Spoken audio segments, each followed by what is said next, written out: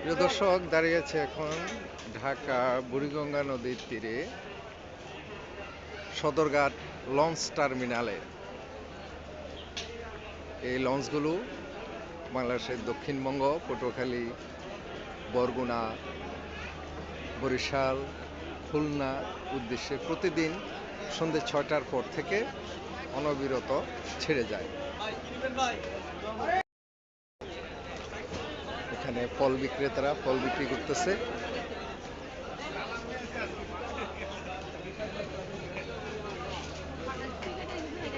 আমরা